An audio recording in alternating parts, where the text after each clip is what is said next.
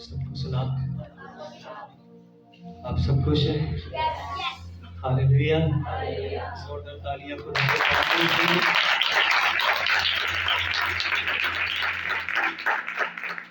मेरा ईमान है कि खुदा की कुदरत यहाँ पे काम कर रही है। आमीन। हालेलुया। पहला सैमुएल उसका 9 बाब उसकी 3री आयत हम पढ़ेंगे। पहला सैमुएल 9 बाब उसकी 3री आयत में लिखा है, और शाऊल के बाप कैस के गदहे खो गए। सो कैस ने अपने बेटे शाऊल से कहा कि नौकरों में से एक को अपने साथ ले और उठकर गधों को ढूंढ ला। कलाम का पढ़ा और सुना जाना हम सबों के लिए बाइसे बरकत। आमीन।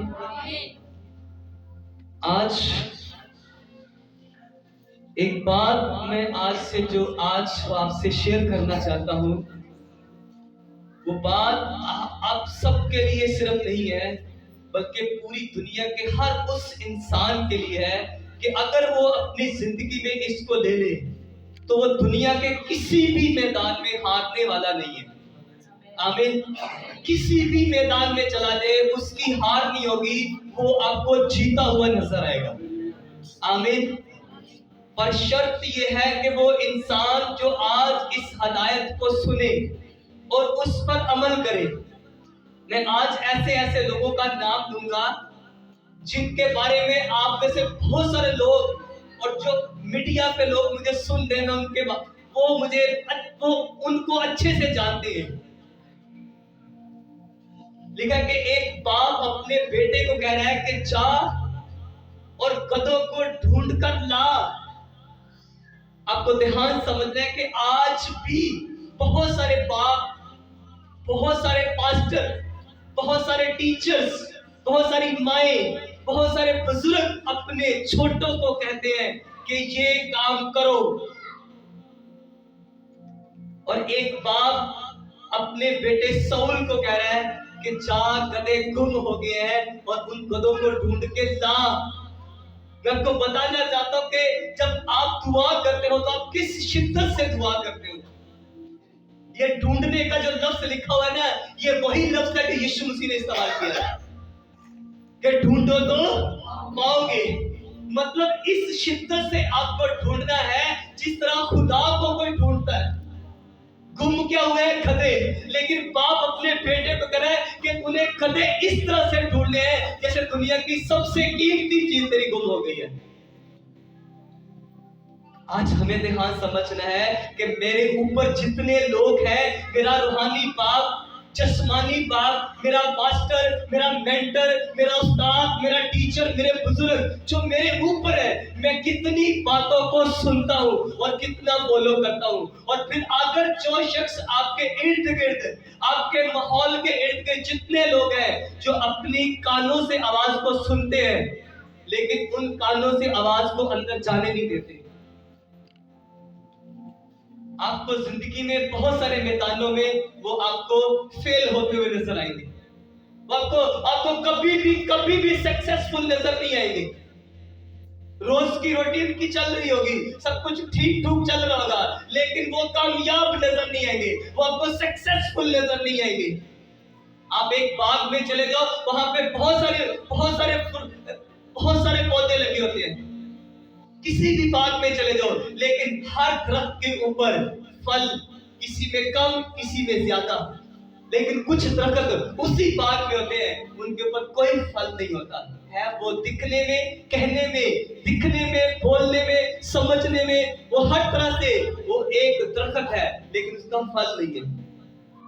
इसी तरह हम भी होते हैं, जब फॉलो नहीं करते, जब सुनते नहीं है, तो फिर होता यही है कि हम नजर तो आ रहे होते हैं, हम दिख तो रहे होते हैं, हम काम भी कर रहे होते हैं, हम जॉब भी कर रहे होते हैं, हम खिदमत भी कर रहे होते हैं, हम सब कुछ कर रहे होते हैं, हम बाप भी होते हैं, कहने में हम बेटे भी होते हैं, कहने में हम बेटी भी होते हैं, लेकिन कुछ वो बेटों वाला या बाप वाला या कुछ भी हम वो काम नहीं, हमारे अंदर वो ब्लेसिंग्स नजर नहीं आ रही थी जो नजर आनी चाहिए।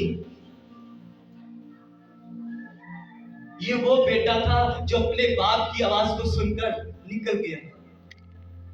बाइबल में लिखा है कि उसने वो निकलता जब तक कि उसे गधे मिले नहीं वो वापस नहीं आया। लेकिन बाइबल में हमें ध्यान समझना है कि उसे गधे कोई नहीं मिले। लेकिन वो जब उसे एक प्रॉफिट, एक नबी ने कहा कि नहीं, गधे तेरे घर में जाने से पहले गधे पहुंचेंगे, तू जा। घर से क्या ढूंढने निकला था? गधे। हमें मालूम नहीं होता कि जो बात हमें कही जा रही है इसके पीछे क्या है। कई दफा ऐसी बातें होती हैं जिनको मानना हमारे लिए कठिन होता है, हमारे लिए मुश्किल होता है, और हमारे लिए मैं यूं कहूंगा कि नामुमकिन होता है। लेकिन फिर भी जो कर देता है वो आपको ऊंचा नजर आएगा। आमीन। ऐसे काम है जो मेरे स्पिरिचुअल फादर मुझे कहते हैं और मेरी बर्दाश्त से बाहर होते हैं। मैं कर नहीं पाता लेकिन मैं मजबूर होता हूँ। मुझे पता है कि मैंने इसको करना है। दिल बिल्कुल नहीं करता, मैं आपको सच कह रहा हूं, रत्ती मासा मेरा दिल नहीं कराता कि मैं उस बात को फॉलो करूं, क्योंकि वो मुझे ऐसे नजर आ रहा है कि इस काम के करने का कोई मकसद तो है ही नहीं, ऐसे नजर आ रहा है। लेकिन मैं चुप करके आंखें बंद करके अंदर ही अंदर कुड़ता रहता हूं, लेकिन उसको कर देता हूं। मैं आपको आज सच्ची बातें बता रहा हूं, मैं उसको कर देता हूं। इसके पीछे रीजन मैं बता रहा हूं कि मैं उनसे कोई बात नहीं करता, मैं नहीं करूंगा जी, मुझसे नहीं होता ये काम, मुझे बस वो करना है, उनसे कुछ नहीं करूंगा, बस खुद से जो मर्जी अंदर कुड़ता रहूं, कुछ भी करता रहूं, लेकिन मैंने उस बात को पूरा करना है।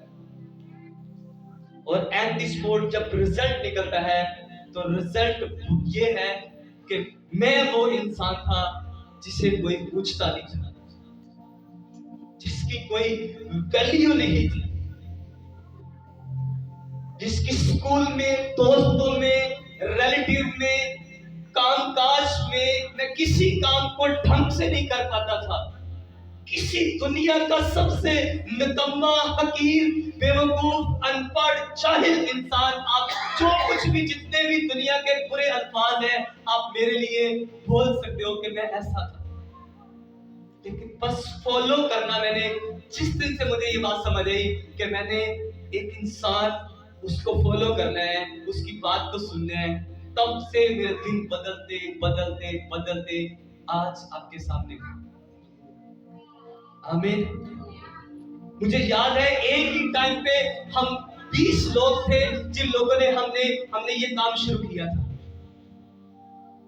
उन 20 में से कोई एक भी आपको नजर नहीं आएगा सिवाय मेरे। 19 लोग पता नहीं किधर किधर चले गए, कोई पता नहीं। एक ही बचा। आज आप भी अपने इर्द गिर्द देखो कितने लोग खिदमत को स्टार्ट करें, कितने लोग काम को स्टार्ट करें। आपकी और उसकी ब्लेसिंग में आज फर्क नहीं नजर आएगा। आज उस टाइम को 15 साल हो चुके हैं और 15 साल के बाद आप देख रहे हो कि इतना बड़ा चेंज कैसे आ गया। वो 15 साल के बाद जो 19 लोग थे वो आज पता नहीं किधर दर बदर घूम रहे हैं, लेकिन खुदा ने मुझे अपने काम के लिए खड़ा किया। इससे बड़ा मेरे लिए इज्जत, ऑनर और कुछ हो ही नहीं सकता कि मैं उसका काम कर रहा हूं। अपोस्टल अंकुर नोला को बहुत सारे लोग जानते होंगे, आपके बीच में भी लोग होंगे। वो इंडिया के एक बहुत बड़ा खादिम है। 4-4.5 लाख लोग आज उसकी चर्च में बैठते होंगे। लेकिन जिस दिन उसने यीशु मसीह को कबूल किया था, उसके मास्टर ने एक बात उसे समझाई थी, और उस दिन जब उन्होंने बपतिस्मा लिया था तो 15 लोगों ने इकट्ठा बपतिस्मा लिया था, और वो अकेला आज यीशु मसीह का काम कर रहे हैं। बाकी 14 सब गायब हो गए। उसके कुछ स्पिरिचुअल फादर ने एक बात समझाई कि अपना जो टाइट है, अपना जो दसवंश है ना, उसको बड़े ध्यान से बोला। और वो 2 दोस्त थे जो उन 15 में से 2 लोग थे जो बोलते थे। वो खुद आप पिछले संडे की उनकी मीटिंग उठा के सुन सकते हैं। मैं आपको इसलिए बता रहा हूं कि आप इतने बड़े शख्सियत की मैं बात कर रहा हूं कि वो बड़ी जिम्मेदारी के साथ देता था और उसका दोस्त गैर जिम्मेदारी करता था। आज वो इंडिया की सबसे बड़ी बिगेस्ट मिनिस्ट्री है और चर्चिस वो बना रही है, लोगों को पैसा दे रही है। लेकिन जिस दिन उसने 10वां हिस्सा देना शुरू किया था ना, उस दिन 750 रुपया था। कितना? आप अंदाजा कर सकते हैं, वो बाइक पे सफर किया करते थे, आज जहाजों पे सफर। आज उनके लिए कुछ भी खरीदना नामुमकिन नहीं है, सब कुछ पॉसिबल है, सब कुछ। और जो उसके साथ गैर जिम्मेदारी के साथ बंदा दे रहा था, आज वो दोबारा उसके जज के सामने ऐसे सामने खड़ा हुआ उन्होंने दिखाया था कि कह रहे थे आज कुछ दिन पहले मैंने इसका अपनी जेब से इसका बिजनेस शुरू करवाया। फर्क नजर आ रहा है आपको? एक वो शख्स, दोनों इकट्ठे स्टार्ट, दोनों का इकट्ठा हुआ, दोनों ने खिदमत इकट्ठी शुरू की, लेकिन फर्क ये हुआ कि एक बहुत बढ़ गया और एक इतना ज्यादा नीचे चला गया कि 15 साल के बाद, 20 साल के बाद फिर दोबारा उसी शख्स के जिसके साथ मिलकर खिदमत शुरू की, उससे पैसे लेके अपना काम शुरू कर। हालेलुया। हम जानते हैं एक शख्स को जिसका नाम इब्राहिम है, और इब्राहिम सिर्फ अकेला अपने बाप का बेटा नहीं था। पैदाइश की किताब में लिखा हुआ है, मैं आपके सामने पढ़ूंगा कि सिर्फ इब्राहिम ही एक अपने बाप का अकेला बेटा नहीं था, बल्कि उसके साथ और भी बहुत सारे बेटे थे। पैदाइश 11 बाब उसकी 27 आयत में लिखा है कि और ये तारा का नसबनामा है, तारा से इब्राहिम और नहूर और हरान पैदा हुए और हरान से लूत पैदा हुआ। बाइबल का खुदा फरमा रहा है कि इब्राहिम के और भी 2 भाई थे, तो बाकी लोगों को कभी याद भी नहीं किया गया। इसका मतलब है कि एक ही घर में 3 लोग पैदा हो रहे हैं, लेकिन एक इतना ज्यादा बढ़ गया कि आज पूरी दुनिया इब्राहिम का नाम लेती है। देखा कि वो ईमानदार, एक इंस्ट्रक्शन, एक हदायत खुदा ने इब्राहिम को कहा कि अपने नातेदारों को छोड़, अपने वतन को छोड़, अपना सब कुछ छोड़, मेरे पीछे चल।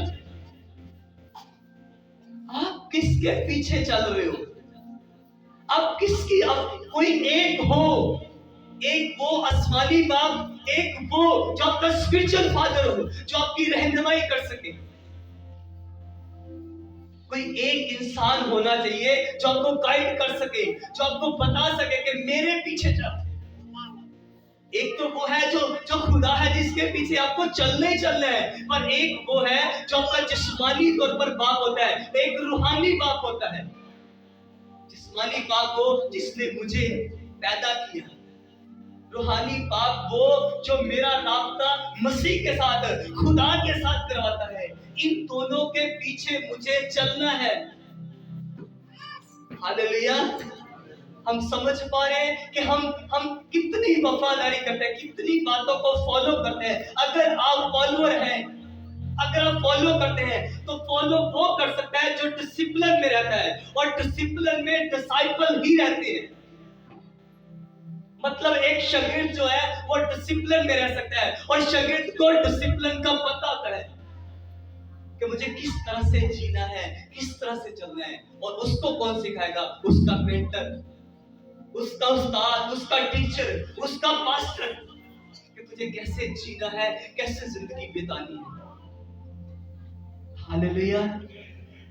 कितनों को आज समझ आ रही है कि मुझे आपको बताना चाहता हूं कि आप यहाँ पे ही, हम सिर्फ यहाँ पे ही रहने के लिए नहीं बुलाएंगे, हमें बुलंदियों पे जाना है। लेकिन बुलंदी पे जाने के लिए जो बुलंदी पे है उसको फॉलो करना पड़ेगा। कि वो कैसे उस पहाड़ पर चढ़ गया, वो किसे एक केटू की पहाड़ियां, उस पे कैसे लोग चढ़ जाते हैं। आपको पहले उसकी हदायत लेनी पड़ेगी, आपको पहले उसका लिबास लेना पड़ेगा, आपको पहले उसके सारे जो हथियार हैं, उन हथियारों के बगैर आप उस केटू की पहाड़ी पर, बगैर विदाउट आप हथियारों के उस गेटू की पहाड़ी पर नहीं चढ़ सकते। आपको पूरा प्रॉपर लिबास चाहिए।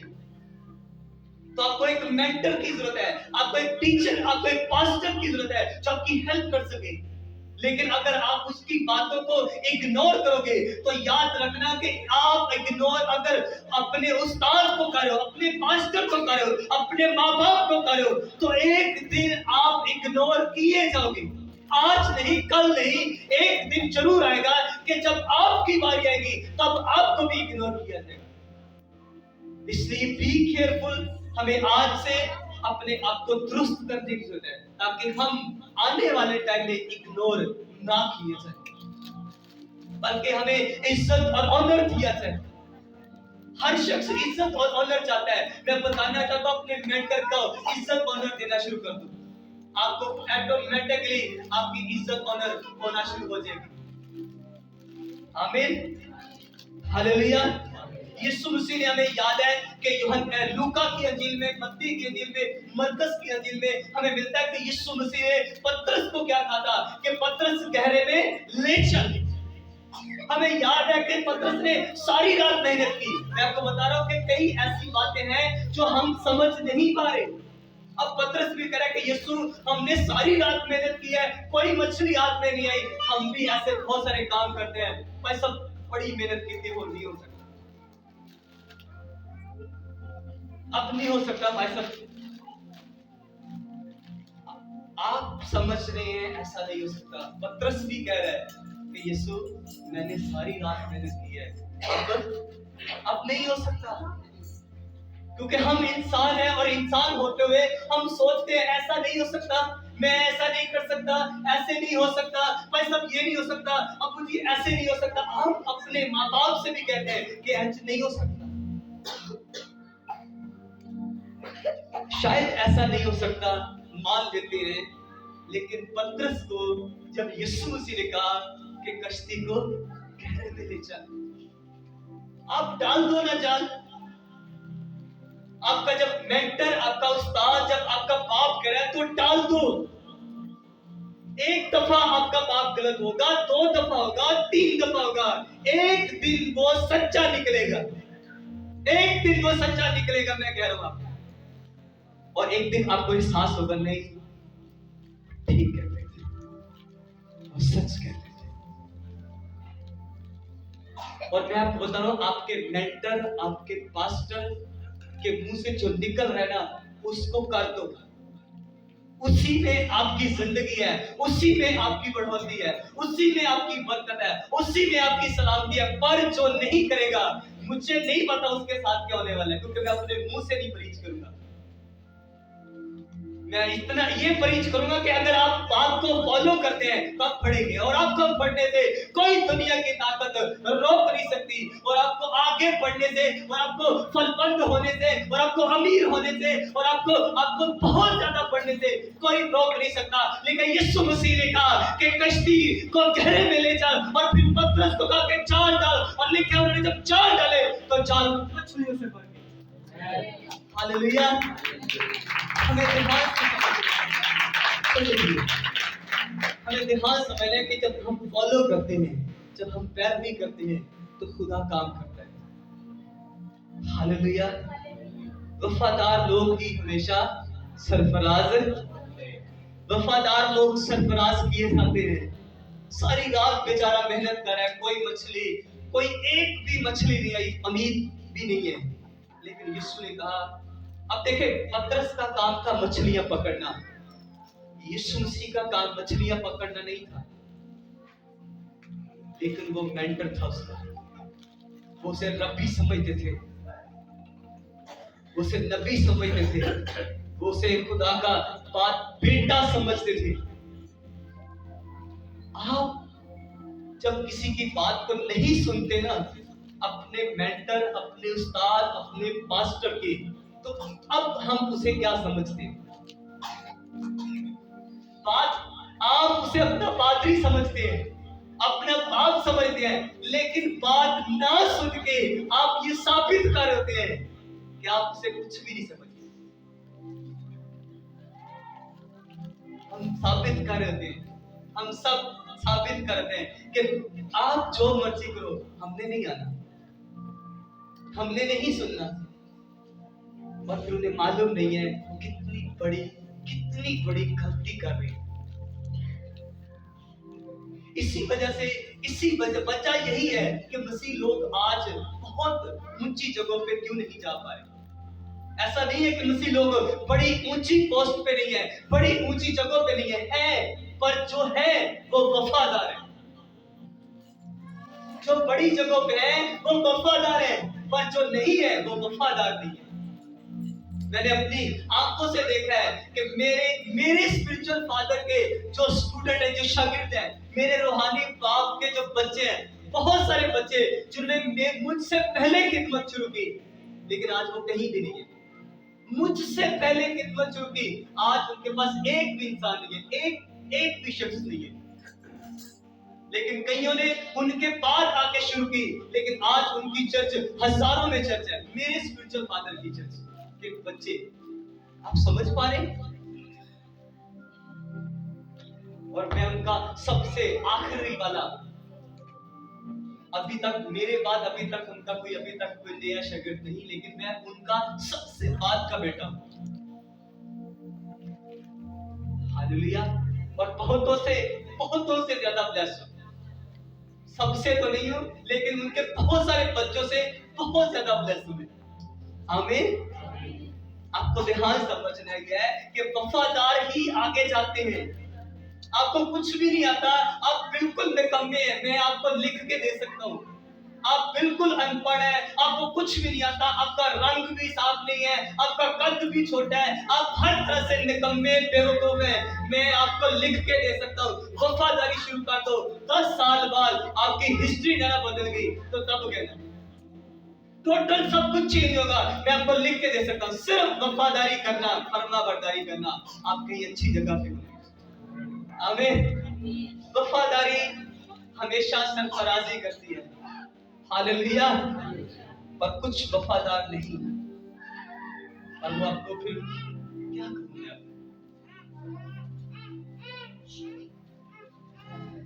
हमने अपनी आंखों से देखा है, बहुत सारे लोग जानते हैं जो वो चर्च के साथ वफादार है जी, ना वो चर्च के साथ वफादार, ना अपने पादरी के साथ वफादार, ना अपने माँ बाप के साथ। अब वो ना घर के ना खाट के, जैसे धोबी का कुत्ता है ना जी। ऐसे हमने अपनी आंखों से देखा हम लोगों को। आप उनको जानते होंगे कि वो ना अपनी चर्च के साथ वफादार थे, ना अपने पादरी के साथ। अब वो कहीं के भी नहीं है। करते क्या थे वो खिदमत गुजार होते, खुदा के घर का काम करते थे। कितनी शर्म की बात है कि बंदे खुदा का काम करते थे, आज वो कहीं के भी नहीं, क्योंकि वो वफादार नहीं थे। ठीक है, खुदा ने बाइबल में कहा कि मैंने तुम्हें वफादार जानकर अपनी खिदमत के लिए चुन लिया। इसका मतलब कि जिस दिन किसी बंदे को खिदमत के लिए चुना जाता है, खुदा उसके अंदर कोई छोटा सा वफादारी का ना टुकड़ा नहीं कर। हालेलुया। और खुदा, मैं आपको बताना चाहता हूं, हम अगर आप वफादार हैं तो हम आपको खिदमत के लिए खड़ा करेंगे। आमीन। अगर आपके अंदर काबिलियत है, आपके अंदर सलाहियत है और आप कुछ करना चाहते हैं, आप अपना नाम लिखवा सकते हैं कि जी मैं ये काम करना चाहता हूं चर्च के लिए, हम आपको रखेंगे। हालेलुया। हम आपको वो ड्यूटी देंगे, आप ये काम करो। हालेलुया। आप में से किसी के अंदर कोई डिजायर है, कोई ख्वाहिश है कि मैं खुदा के घर के लिए वफादारी से काम करूंगा, मैं ये करना चाहता हूं, आप करो। अपना नाम लिख के दो कि मैं ये काम करना चाहता हूं, हम आपको रखेंगे जगह पे। आमीन। आपके अंदर वो सलाहियत होनी चाहिए, ज्यादा बेशक ना हो, लेकिन थोड़ी सी जरूर होनी चाहिए कि आप उसको थोड़ा सा ढंग से कर पाओ। बस अच्छा खुदा खुद ही कर लेगा। हालेलुया। हम समझ पा रहे, हमें वफादारी, फर्माबरदारी करें, और आपकी फर्माबरदारी आपको बहुत अच्छी जगह पे लेके जाएगी। आमीन।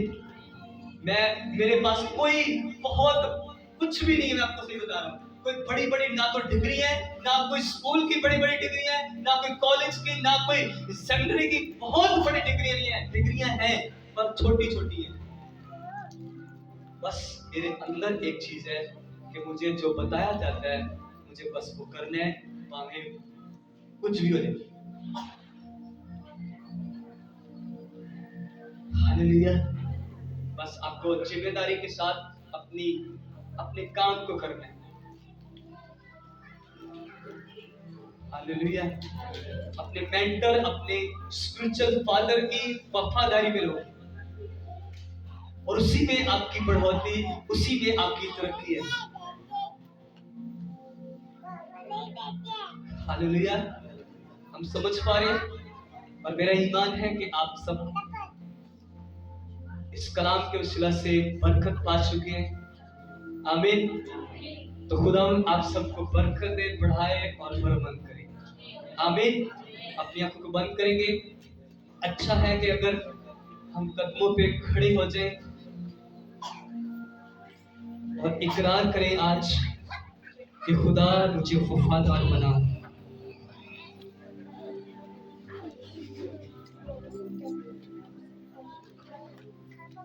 यस, सब दुआ करना शुरू करेंगे। अगर खुदा के पाक ने आपको छुआ है, सब दुआ करना शुरू करेंगे।